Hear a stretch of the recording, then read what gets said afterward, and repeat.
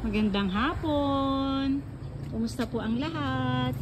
Meron lang po ako sana sa inyong gustong ibida. Ito po ang aking halaman na aking bagong minamahal. Minamahal. Alam niyo po kasi honestly, before, hindi ko to pinapansin. Kumbaga, less appreciated siya sa akin. Kasi unang-una ang tingin ko sa kanya, parang, alam mo yun, damo. Ayan. Tapos nung napag-aralan ko siya, tas ang dami-daming nagre-reels, ayan, tapos nagbabasa-basa ako tungkol sa kanya.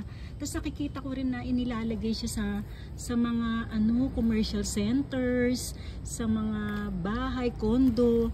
Sabi ko, ang ganda pala nito pag naaayusan, tsaka nalalagay sa magagandang paso. Iba ang arrive niya. Ngayon, ang kagandahan sa kanya, hindi lang siya basta pang display, you know. Alam niyo po, hindi lang siya, hindi lang siya basta pang display. Ang pinakamagandang benefit nito ay nagre-release po siya ng oxygen. So, meaning, nililinis niya po yung hangin, yung mga carbon dioxide sa loob ng ating bahay, ay pinapalitan niya ng oxygen. So, malinis na hangin ang ating i-inhale. At the same time, ito ang pinaka-the best dito. Marami kaming alagang aso, mga pusa. Pet friendly po siya. Opo, hindi siya toxic sa ating mga pets. Kaya kahit na paglaruan nila yan, makain po nila, ayun, hindi po siya delikado. So, natural air purifier na siya, naglilinis ng hangin, nagre-release ng oxygen. Ano pa po siya? Humidifier. Ayan, nakakapagpapresko ng ating mga kapaligiran. Saka napansin ko sa kanya nung una isang paso lang talaga yung binili ko at napakamura lang po nito. Sabi ko sa inyo, ngayon, naulanan siya ng naulanan actually. More than 2 weeks nag-uulan dito sa lugar namin Sunod-sunod na araw. Napansin ko nga, mas lalo siyang lumago. Tingnan nyo po actually isang pat lang yan, tapos eto nga yung pangalawa. Pangatlo, tapos may nailipat pa akong isang maliit dito. Ayan. Tsaka, may bulaklak pala siya.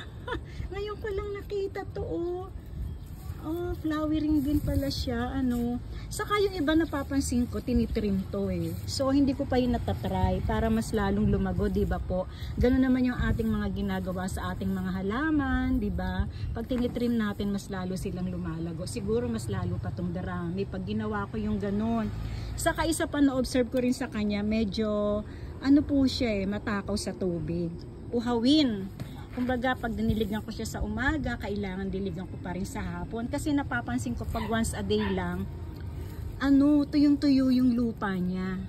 Ayun, tsaka mabilis mag-yellowing yung mga dahon niya.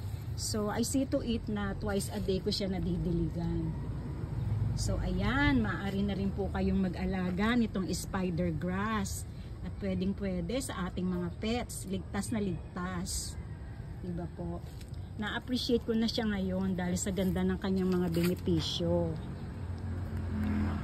Maraming salamat po sa pagsubaybay. Hanggang dyan na lamang po ang aking pagbabahagi. Muli ito po ang The Late Bloomer. Happy planting!